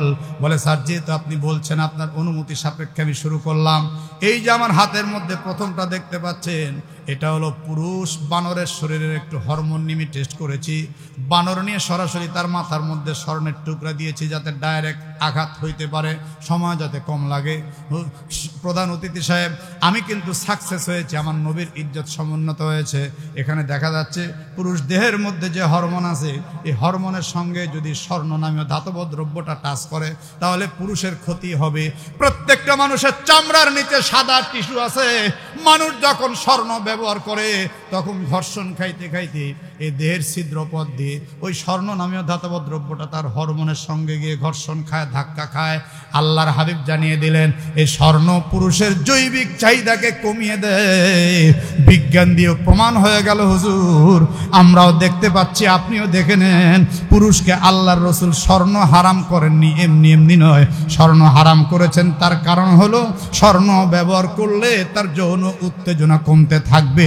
এই হলো আমার নবীজি সমস্ত বিজ্ঞানীদের বিজ্ঞানী। একটু জোরে সরে বলেন আল্লাহু আকবার। আর এই যে মহিলার রিপোর্ট, মহিলার দেহে স্বর্ণ থাকলে তার স্বর্ণটা ঘর্ষণ খেতে খেতে আস্তে আস্তে একসময় টিস্যু প্রবেশ করে টিস্যুর ভিতর দিয়ে ওই হরমোনের সঙ্গে যখন টাচ করবে মহিলাদের জৈবিক চাহিদা বাড়বে, তাদের স্বাস্থ্য সুন্দর হবে। তাই আমার নবীজি পুরুষকে স্বর্ণ ব্যবহার করা হারাম করেছেন, মহিলাকে স্বর্ণ হালাল করেছেন। এইটা যখন দেখলো ওই প্রধান অতিথি ভালো মতো একটু তাকিয়ে দেখলো, দেখে বলল কথা তো সত্য। আর হঠাৎ করে তার মনের অজান্তে দু চোখ দিয়ে পানি দর দর দর দর করে ঝরতে লাগলো। বসা ছিল আবার দাঁড়িয়ে গেল, এ ফাইল ছাও আসমানের দিকে চোখটা তুলে হাউমাউ করে কাঁদতে কাঁদতে বলল, ওগো গড়, ওগো রব, ওগো আল্লাহ, ও আল্লাহ, এতদিন পর্যন্ত আমাদেরকে ভুল বোঝানো হয়েছে, নবী নিয়ে বাজে মন্তব্য করছি। আল্লাহ গো, তুমি আমাকে ক্ষমা করে দাও। নবীজি আপনি তো মদিনায় আছেন, আপনিও ক্ষমা করে দেন, আর কোনো বেয়াদবি করব না। এই মুহূর্তে গোটা সেমিনারকে সাক্ষী রেখে আমি বলছি, আজ থেকে আমি মুহাম্মাদুর রাসূলুল্লাহর অনুসরণ করতে থাকলাম। সারা জীবন তার হাদিস নিয়ে গবেষণা করব, সেখান থেকে বিজ্ঞান তালাশ করার চেষ্টা করব, আর কোনোদিন নবীর বিরুদ্ধে কথা বলবো না। এই মুহূর্তে আমি ইসলাম গ্রহণ করলাম। ওই প্রধান অতিথির দেখা দেখি সেই দিন আমার নবীর হাদিসের বৈজ্ঞানিকতা দেখে 13 জন মুসলমান হয়ে গেছে। আল্লাহু আকবার বলেন। আমার ভাইরা, তাহলে বুঝে থাকলে বলেন তো, কোরআনের মধ্যে বিজ্ঞান আছে না নাই? আস্তে বলেন, জোরে কন। হাদিসের মধ্যে বিজ্ঞান আছে। এই বিজ্ঞানময় কোরআন, সাহিত্যমাখা কোরআন, এই সর্বজনীন কোরআন শিখতে গিয়ে আমাদের কলিজার টুকরা মাসুম বাচ্চারা কি কষ্ট করে জানলে আপনি আশ্চর্য হবেন। নবীজিও মাদ্রাসা কায়েম করেছিলেন আসহাবে সুফা, সুবহানাল্লাহ পড়েন। সাহাবায়ে কেরামদের ইতিহাস বলতে গেলে হাজার হাজার বলা যাবে। আমাদের সারা পৃথিবীর মাদ্রাসার ইতিহাস বলতে গেলে হাজার হাজার বলা যাবে। বাংলাদেশের ছোট্ট একটা কথা বলি, শুনলে চোখে পানি রাখতে পারবেন না। বাংলাদেশের সমস্ত বিভাগগুলির মধ্যে একটা বিভাগ আছে চট্টগ্রাম, আছে না নাই? এই চট্টগ্রাম বিভাগে একজন ছোট্ট মাসুম বাচ্চা কি করে সে বড় আলেম হয়েছে, এই মাদ্রাসাগুলির ইতিহাস আপনি একটু শুনে রাখেন। ভিতরগত খবর তো অনেকে জানেন না। অনেকে মনে করে মাদ্রাসার হুজুররা চকচকা টুপি মাথায় দেয়, চকচকা জামা গায়ে দেয়, না জানি কত ভালো আছে। আমার একজন ওস্তাদের খবর আমি জানি। ওস্তাদ দিনের বেলা যখন ক্ষুধার্ত থাকতেন, খানা পাইতেন না, বাইরে যাবেন, তখন আমাকে বলতেন এক খিলি পান বানায় দে। আমি তখন বলতাম হুজুর খানা তো খান নাই, এখন পান খাইবেন কে? হুজুর তখন চোখের পানি ছাইরে দিয়ে বলতেন আমার শুকনো মুখ নিয়ে বাইরে গেলে মানুষ বুঝবে আমি ক্ষুধার্ত মানুষ, আমাকে করুণা করবে, দয়া করবে। কোন আলেম কারো দয়ার পাত্র হতে পারে না। এজন্য পান চাবাইতে চাবাইতে যাব, মানুষ যেন মনে করে আমি খুব ভালো আছি। হুজুরদের বাহিরটা দেখে ভিতরটা আন্দাজ করা যায় না। বাবারা, চট্টগ্রামের সেই ভদ্রলোক, মাত্র 5 বছর বয়স, ছোট বাচ্চা, নামটা জমির উদ্দিন। আওয়াজ করে কি বলা যাবে নামটা? কি বললাম? জমির উদ্দিন এক বাবার একটাই সন্তান। বাবা মুমূর্ষ অবস্থায় বিছানায়, এখনই হয়তো তার প্রাণটা বেরিয়ে যাবে। এই সময় বাবা ডাক দিয়ে বলছে জমিরের মা, দয়া করে একটু আমার কলিজার টুকরা মাসুম বাচ্চা জমিরকে একটু আমার পাশে নিয়ে আসো। মা কোলে করে জমিরকে নিয়ে স্বামীর শিয়রে বসেছে। বাবা হাতটা কাঁপতে কাঁপতে জমিরের কচি হাতটা ধরেছে, মা জননীর হাতের মধ্যে দিয়েছে, দিয়ে কাঁদতে কাঁদতে বলছে জমিরের মা একটা ওয়াদা দাও, ওয়াদা দাও। বলে স্বামী ওয়াদা দিচ্ছি, বলেন কি করতে হবে? ওয়াদা দাও, আমার কলিজার টুকরা জমিরকে দিয়ে তুমি দুনিয়ার কোনো কাজ করাতে পারবা না, তাকে দিয়ে শুধু কোরআন শিখাবা। জমিরের কোনো কামাই কাজী তুমি খাইতে পারবা না, তোমার রিজিকের মালিক আল্লাহ। একটাবার চিৎকার করে বলুন তো, একমাত্র রিজিক দেওয়ার মালিক কে? জমিরের মা খবরদার খবরদার, এই ওয়াদাটা দাও, জমির শুধু কোরআন শিখবে, হাদিস শিখবে। জমির কিন্তু তোমাকে কামাই করে খাওয়ালে তুমি সেই খাবার খাইবা না, তোমার রিজিকের মালিক আল্লাহ। চোখটা মুছতে মুছতে মা জননী বলে স্বামী গো,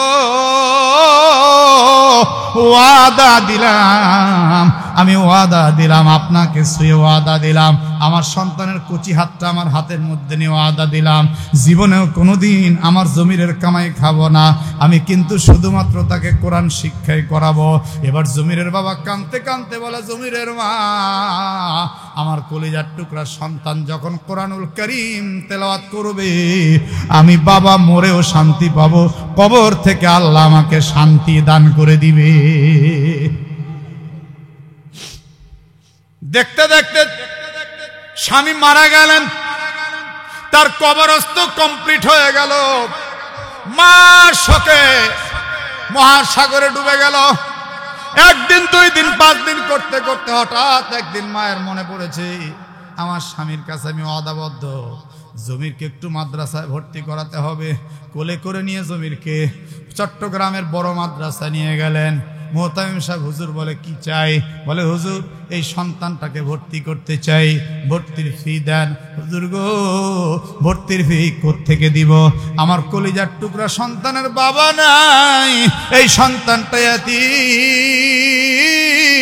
হুজুর সন্তানটার বাবা কবর থেকে চাচ্ছে সে যেন কোরআনের জ্ঞানে জ্ঞানী হয়। হুজুর গো, আপনি একটু ব্যবস্থা করে দেন না হুজুর, দেন না হুজুর। হুজুর তখন ভালো মতো লক্ষ্য করে দেখতে পায় জমিরের চেহারার মধ্যে এলেমের নূর চমকায়। মুহতামিম সাহেব হুজুর বলে, তোমার টাকা দেওয়া লাগবে না মা, তুমি আমাকে খালি বাচ্চাটা দিয়ে চলে যাও, আমার নিজের পকেট থেকে তার ভর্তির ব্যবস্থা আমি করে দিচ্ছি, তুমি কোনো টেনশন নিও না। মা চোখের পানি মুছতে মুছতে বাচ্চাটা রেখে চলে গেলেন বাড়ির দিকে। হুজুর ভর্তি করা নিলেন। দেখতে দেখতে 1 মাস পার হয়ে গেল। 1 মাসের মধ্যে জমিরুদ্দিন কায়দা শেষ করছেন, আমপারা শেষ করছেন, কোরআন শরীফ হাতে নিয়েছেন। আজকে বৃহস্পতিবারের রাত, জমিরের চোখের মধ্যে কোনো ঘুম নাই। জমির চোখের পানি ছেড়ে দিয়ে কান্দে, সারা রাত মনে মনে চিন্তা করে 1 মাস পার হয়ে গেল, আজকে আমি কোরআনুল কারীম হাতে নিলাম, যদি আজকের এই দিনে আমার বাবা বেঁচে থাকতো, না জানি আমার বাবা কোরআন হাতে নেওয়ার কথা শুনে কি পরিমাণ খুশি হইতো। কিন্তু আমার বাপ তো নাই, আছে আমার একমাত্র মা।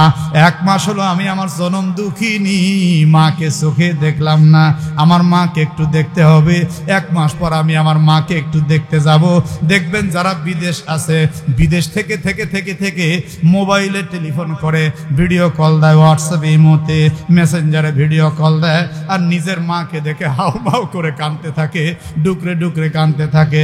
কত বিদেশি প্রবাসী ভাই বোনদেরকে দেখা যায় ঈদের দিনে চিৎকার করে কান্দার বলে, মা এই জায়গার মধ্যে সময় রান্না করে দেওয়ার মতো আর কেউ নাই রে মা, এখানে গোশত দিয়ে খাওয়ায় দেওয়ার মতো কেউ নাই রে মা। মা গো, এই জায়গার মধ্যে আমরা বড় কষ্টে আছি, মা তোরা সুখে থাক, তোরা সুখে থাক। যে 1 বছর 2 বছর পর মাকে দেখতে পায় তার যে কি শান্তি পেয়ে যায়। এবার ছেলেটা সকালবেলা বড় হুজুরকে গিয়ে বলছে, হুজুর আমার বাপ তো নাই, আমার মাকে 1 মাস যাবত দেখি নে, দয়া করে একটু ছুটি দিবেন হুজুর। বড় হুজুর আদর করে বলছেন, সকাল হলো এখন, বিকালের মধ্যে চলে আসবি, তাড়াতাড়ি আসবি, তুই ভালো ছাত্র, তোকে না দেখলে কিন্তু আমার ভালো লাগে না, যা রে বাজান তাড়াতাড়ি যা। ছেলেটা জমিরুদ্দিন দৌড়াচ্ছে, দৌড়াতে দৌড়াতে বাড়ির বাইরে থেকে চিৎকার করে ডাকতেছে, মা মা গো। ডাকতে ডাকতে ঘরের মধ্যে প্রবেশ করছে, ইতিউতি তাকিয়ে দেখে মা জননী নেই। মনে মনে ভাবছে, আমার বাবার মতো বুঝি আমার মাও ফাঁকি দিয়ে চলে গেছে, আমার মা বুঝি দুনিয়ার মধ্যে নেই। এবার চিৎকার করে বলে, মা তুমি এমন করে আমারে ফাঁকি দিতে পারো না। পার্শ্ববর্তী একজন চাচি আম্মা দৌড়ে এসছে, এসে কাঁদতে কাঁদতে বলে, জমির আজকে 1 মাস হলো তোর মা তোর বাবার রেখে যাওয়া খাবারগুলি খাচ্ছিলেন, 4 দিন হলো তোর মা কিছুই খায় নাই। 4 দিন আজকে পার হয়ে ফজরের নামাজ পড়তে উঠছিল, তোর মা মাথা ঘুরে পড়ে গিয়ে অজ্ঞান হয়ে গেছে। আমি ফজর পরে এসে দেখি তোর মা জ্ঞান হারা পড়ে আছে, তাড়াতাড়ি ধরাশায়ী করে আমার ঘরে নিয়ে পানি দিয়ে তারপরে সুস্থ করছি, তোর মায়ের জন্য খাবার রান্না হচ্ছে। আরে জমিরা, আমার বাড়িতে তুইও তোর মায়ের সঙ্গে খানা খাবে। এবার জমির একটা দৌড় মারছে, গিয়ে দেখতে পাচ্ছে মা 2 চোখ দিয়ে পানি দরদর করে ঝরে পড়তেছে, কিন্তু জমিরের কথার কোনো জবাব দিতে পারছে না। মায়ের প্রেশারটা লো হয়ে গেছে। মায়ের পাশে জমির বসে এবার কচি 2টা হাত দিয়ে মায়ের চোখের পানি মুছতেছে, এ গালে ও গালে, আর কপালে চুমু দিয়া বলে, মা বাবা চলে গেছে, আর তুমি না খেয়ে মরবা, আর আমি কোরআন শিখবো রে মা, তা তো হয় না। মাগো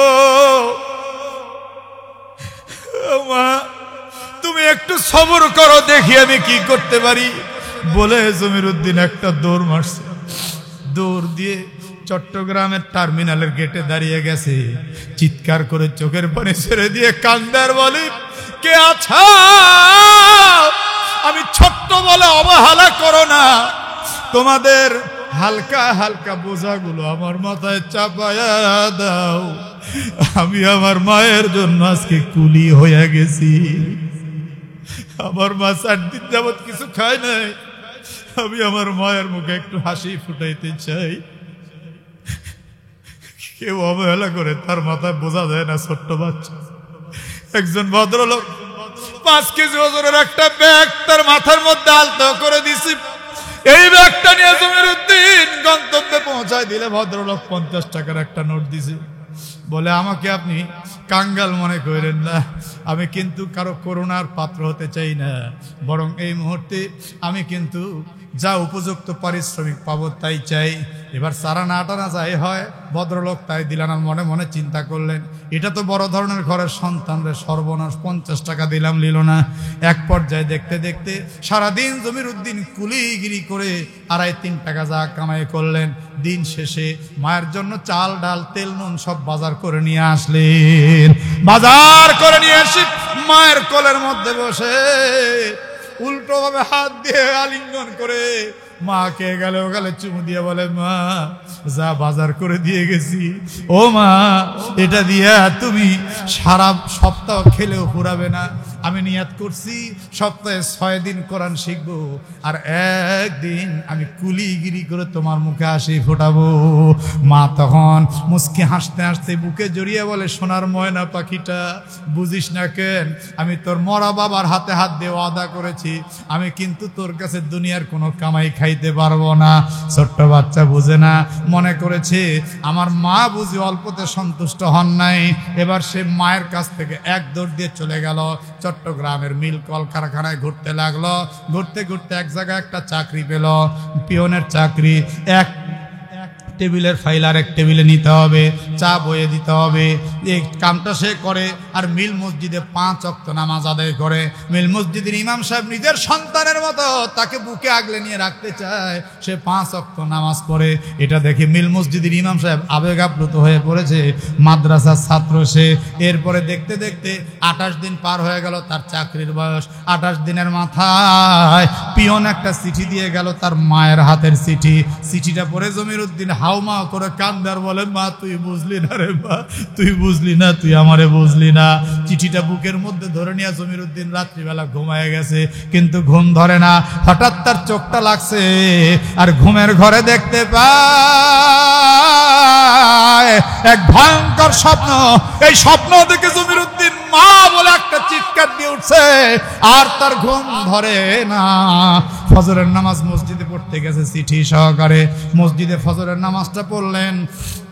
পড়ার পরে এবার বারান্দায় চুপচাপ বসে আছে, রজরে কাঁদে। ইমাম সাহেব ইশরাক কমপ্লিট করে এসে দেখতেছে জমিরুদ্দিন কাঁদে। জমিরুদ্দিনকে বুকে জড়িয়ে বলে, সোনা ময়নাটা কাঁদে কেন, আমি তো তোর বাবার মতো, বল কি সমস্যা। চিঠিটা দিয়ে বলে, হুজুর এই যে আমার মায়ের চিঠি। চিঠি পড়ে ইমাম সাহেব কান্দে। ইমাম কাঁদতে কাঁদতে বলে, তোর মায়ের মতো মা যেন বাংলার সারা ঘরে ঘরে হইয়া যায়। জমিরুদ্দিন রে, তোর মা চায় তুই যেন কোরআনের আলেম হস, হাফেজ হস। তোর মা কিন্তু মিলে কারখানায় আর কুলিগিরি করতে তোর মা তোর জন্য চায় না রে জমিরুদ্দিন। তুই মাদ্রাসায় যা, মাদ্রাসার পড়ার খরচ আমি দেখবো বাজান। এবার জমিরুদ্দিন বলেন, হুজুর আজকে রাত্রিতে আমি এমন একটা ভয়ঙ্কর স্বপ্ন দেখছি। কি স্বপ্ন দেখছিস বাজান বল। বলে, দেখলাম চট্টগ্রামের বঙ্গোপসাগরে একটা জাহাজ পানির মধ্যে ঢেউ ঢেউ দুলতেছে হুজুর, আর নুরানি চেহারা বিশিষ্ট একজন মানুষ আমাকে হাসতে হাসতে জাহাজের দিকে ডাকে। ইমাম সাহেব বলে, দেখতে কেমন, বল না দেখতে কেমন। বলে, তার ভুরু 2টা জোড়া ভুরু, আল্লাহু আকবার কন্যা কেন। মাথার চুলগুলো কি সুন্দর ঈষৎ কোকড়ানো, গালটা একদম গোস্তলপূর্ণ, নাকটা তার বাঁশির মতো সরু। বলে, আর বলতে হবে না জমিরুদ্দিন রে, মদিনাওয়ালা কামলিওয়ালা নবী তোকে এলেমের সাগরের জন্য ডাক দিছে।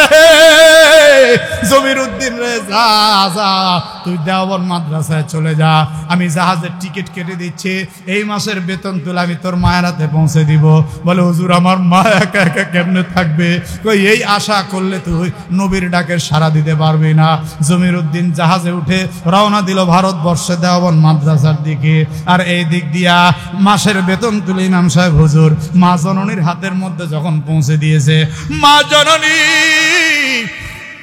এইবার 2 হাত আল্লাহর দরবারে তুইলা চোখের পানি ছেড়ে কান্দার বলে, আল্লাহ আমার তো স্বামী নাই, আমার সন্তানটা ইয়াতীম, ইয়া রাব্বাল আলামিন, আমার কলিজার টুকরা সন্তান তোমার কুদরতের হাতে দিয়ে দিলাম। আল্লাহ গো, আমার সন্তানটা ইলম শিখতে গিয়েছে, আমার সন্তানটাকে তুমি সিনাটা ইলমের নূর দিয়ে ভরে দিও রে আল্লাহ। মায়ের দোয়া কবুল হয় রে যুবক, মায়ের দোয়া নিয়ে পরীক্ষা দিতে যাও, উত্তীর্ণ হবা, মাকে ভালোবাসবা, আল্লাহ খুশি হবে। মায়ের দোয়া নিয়ে বিজনেস করতে যাও, লাভ হবে। মায়ের দোয়া নিয়ে পরীক্ষার ইন্টারভিউ দিতে যাও, চাকরির ভাইবা দিতে যাও, সেখানেও কামিয়াব হবা। খবরদার খবরদার, মা বাবাকে কষ্ট দিও না, মা বাবার মুখটা কিন্তু মক্কা মদিনা। এবার জমিরউদ্দিন দেওবন্দের গেটে গিয়ে দাঁড়িয়ে গেছেন। বাংলাদেশি কয়েকজন ছেলে বলে, কিরে তোর নাম কি? বলে নাম দিয়ে কাম কি, কই থেকে আসছো? বলে বাংলাদেশ থেকে আসছি। বলে ভর্তির ফি আছে? কয় না না, আমার কাছে তো ভর্তির ফি নেই। বলে ভর্তির ফি ছাড়া এখানে দেয়ালাও নেই। এবার বলে তুই খাইবি কোন জায়গায়? খাওয়ার তো টাকাও নাই। বলে ওই যে মসজিদের কুয়ার পানি পান করব।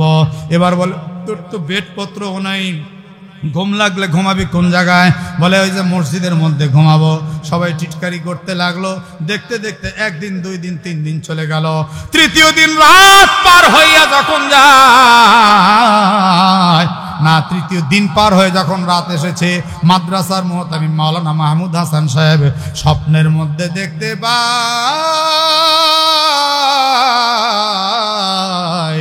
মদিনাওয়ালা কামলেওয়ালা নবী স্বপ্নের মধ্যে মুস্কি হাসি দিয়া নয়, বরং চোখ রাঙ্গানি দিয়া তার সামনে দাঁড়ায় গেছি।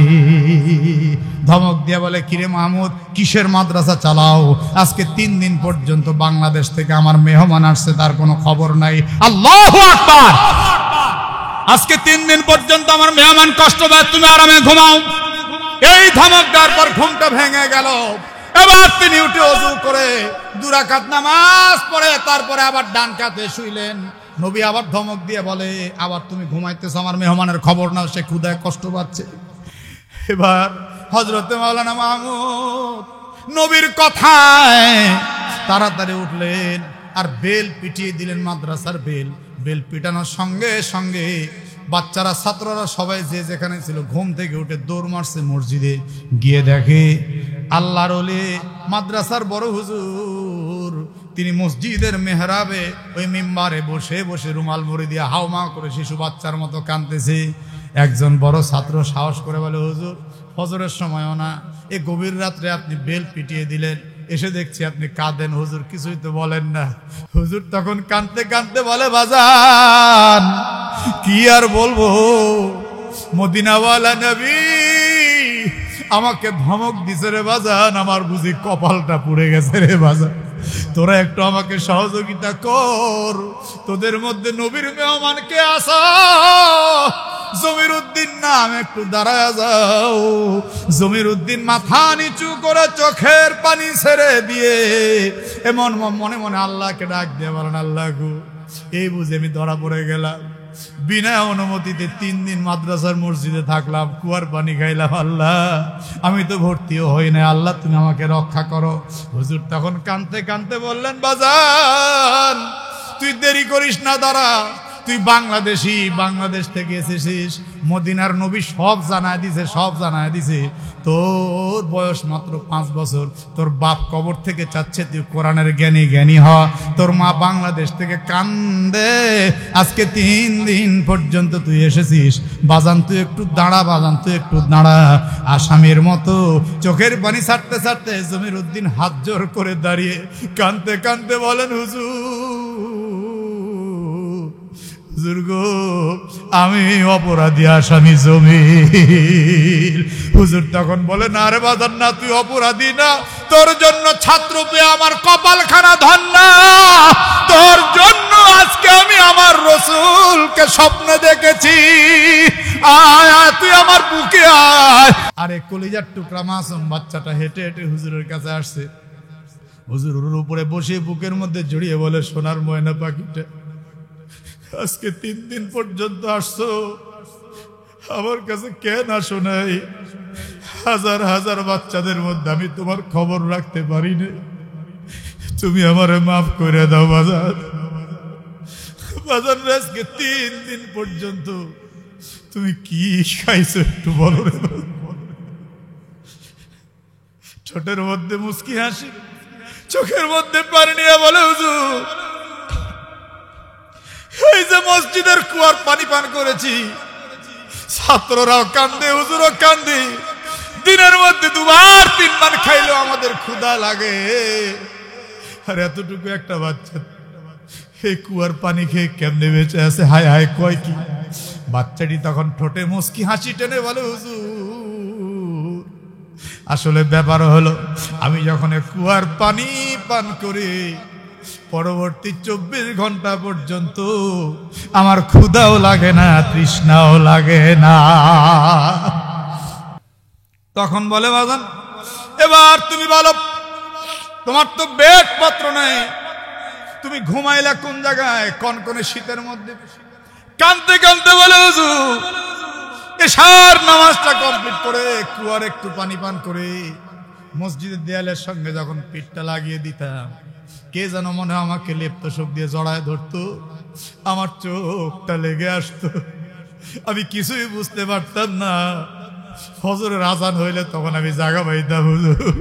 হুজুর কয় ছাত্ররা রে তাকায়া দেখ জান্নাতি মানুষ, দেখ দেখ। ও ছাত্ররা তোরা সবাই নবীর মেহমান, কিন্তু জমিরউদ্দিন নবীজির ভিআইপি মেহমান। আজ থেকে আমি তোদেরকে সাক্ষী রেখে বলছি, এই জমিরউদ্দিন যতদিন পর্যন্ত কোরআন না শিখবে, হাদিস না শিখবে, বড় আলেম না হবে, ততদিন পর্যন্ত মাদ্রাসার বোর্ডিং থেকে নয়, বরং আমি আমার নিজের পকেট থেকে তার খরচটা দিব। এই জমিরউদ্দিন পরবর্তী জিন্দেগিতে বড় জবরদস্ত আলেম হয়ে আমাদের বাংলাদেশে ফিরে এসেছিলেন। তিনি আর এখন দুনিয়াতে নেই। তিনি এসেছিলেন চট্টগ্রামের পটিয়া মাদ্রাসায়। তাই তো চট্টগ্রামে আজকে এলেমের এত সয়লাভ, জোরে জোরে বলুন ঠিক কিনা। আমার বাবারা, আমি দীর্ঘ প্রায় 2 ঘন্টা আপনাদের সামনে একটি বিষয় নিয়ে বক্তব্য দিলাম। আপনারা তাতে কি মনে করেন?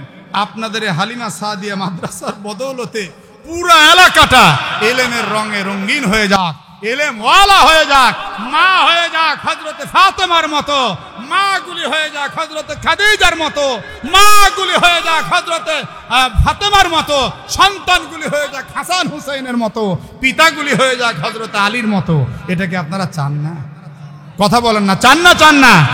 তাহলে আমি আপনাদের পায়ে হাত রেখে বলছি, আপনারা প্রত্যেকে এই মাদ্রাসাটার দিকে একটু নজর দিবেন, আর কোনো আবল তাবল বক্তব্য কানে নিবেন না। এই কোরআনের প্রতিষ্ঠান আছে বলেই আমরা এখনো টিকে আছি।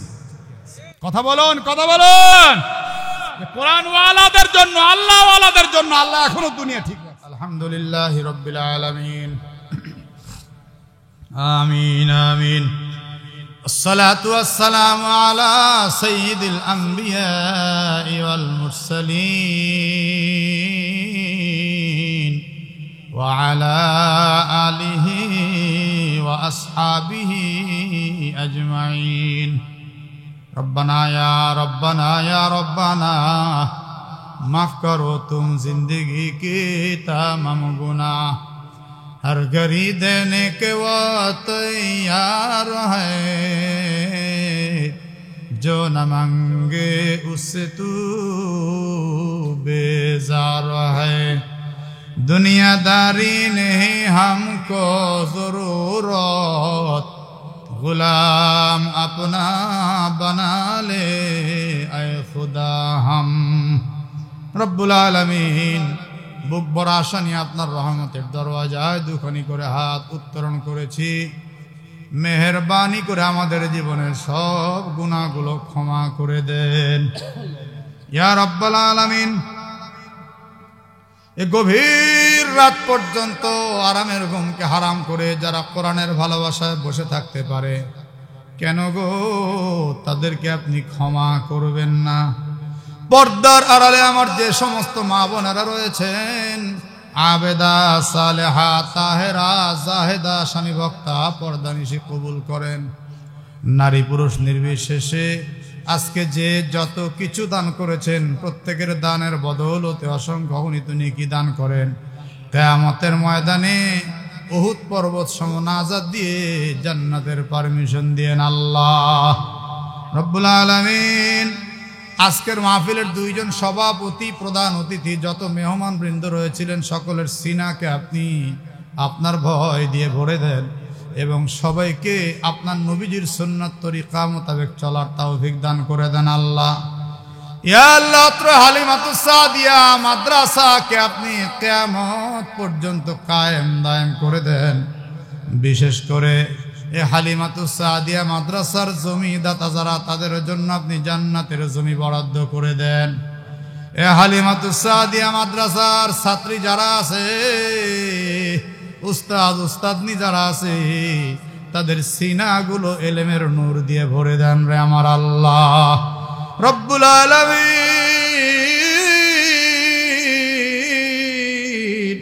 এই মাহফিলের জন্য যিনারা খাটাখাটনি করলেন, টাকা দিয়ে, পয়সা দিয়ে, বুদ্ধি দিয়ে, শ্রম দিয়ে, সময় দিয়ে, আল্লাহ আপনি তাদের সবাইকে দুনিয়া এবং আখিরে কোরআনের বরকতময় জিন্দেগি দান করে দেন আল্লাহ তাআলা। এই মাহফিলটা শুধু এবছর নয়, কিয়ামত পর্যন্ত আপনি কায়েম দায়েম রাখবেন ইয়া রব্বাল আলামিন। পাত্র মাদ্রাসাকে আপনি শুধু হেফজখানা নুরানি নয়, একদম দাওরায়ে হাদিস পর্যন্ত কবুল আর মঞ্জুর করে নিন ইয়া আল্লাহ। মাদ্রাসার যত অভাব অনটন আছে গায়েব থেকে আপনি পূরণ করে দিয়েন আল্লাহ। আজকের এই মাহফিলে যা যা আলোচনা হলো, ভুল ত্রুটি মার্জনা করে আমাদেরকে আমলের জন্য কবুল আর মঞ্জুর করে নেন ইয়া রব্বাল আলামিন। সারা পৃথিবীতে মুসলমানদের আজকে বড়ই দুর্দিন, মুসলমানদেরকে আপনি হেফাজত করেন আল্লাহ গো। বাংলাদেশের উপরে শকুনের কালো নজর পড়েছে, এই বাংলাদেশকে খণ্ড বিখণ্ড করতে চাচ্ছে ইয়া আল্লাহ। ইসকন সহ বিভিন্ন বাংলাদেশ বিরোধী যত সংগঠন আছে, বাংলাদেশ বিরোধী যত প্রপাগান্ডাকারী আছে, সকল থেকে বাংলাদেশকে আপনি হেফাজত করেন ইয়া আল্লাহ। আমরা সাধারণ মানুষ, আমরা এগুলো বুঝি না। আমরা আপনাকে ডাকতে চাই, নামাজ পড়তে চাই, ভালো থাকতে চাই, হালাল খাবার খেতে চাই ইয়া আল্লাহ। আমরা এগুলো রাজনীতি বুঝি না। তবে আপনি এই সমস্ত বাংলাদেশ বিরোধী রাষ্ট্রদ্রোহী যারা আছে তাদেরকে ছেড়ে দিয়েন না রে আল্লাহ। আল্লাহ গো, আগামীর পার্লামেন্ট যেন হয় কোরআনের পার্লামেন্ট কবুল করে নেন রব্বুল আলামিন। বাবা আদম থেকে নিয়ে আজ পর্যন্ত সমস্ত মুমিনিন মুমিনাতকে জান্নাতবাসী করে দেন। আমাদের পাড়া প্রতিবেশী, আত্মীয় স্বজন, দাদু দাদি, নানু নানি, ফুফা ফুফি সবাইকে জান্নাতি কবুল করেন। বিশেষ করে অত্র এলাকাবাসী, পাড়া প্রতিবেশী যারা অন্ধকার 3.5 হাত কবরে ঘুমিয়ে গেছে, তাদের প্রত্যেককে আপনি জান্নাতি কবুল করেন। আমার সঙ্গে যিনারা হাত তুলে আমিন আমিন করছেন, জানি না গো আল্লাহ এ দুটি হাত দিয়ে কে তার জনম দুঃখিনী মাকে কবরে শোয়া দিছে, জানি না রে আল্লাহ। কে এ দুটি হাত দিয়ে তার মোহাব্বতের বাবাকে কবরে শোয়া দিছে। বাবা হারা সন্তান, মা হারা সন্তানদের অন্তরের আর্তনাদকে কবুল করে মা বাবার কবরগুলো জান্নাতের জন্য কবুল করে নেন। একদিন আমরা সবাই মরে যাব রে আল্লাহ, একদিন আমরা সবাই কবরে চলে যাব। যেদিন মৃত্যু দিবেন ওই মুহূর্তে আমাদের সবাইকে জবানে মধুর কালেমা জারি করে দিয়েন, লা ইলাহা ইল্লাল্লাহু মুহাম্মাদুর রাসূলুল্লাহ বিরহমাতিকা ইয়া আরহামার রাহিমিন। আসসালামু আলাইকুম।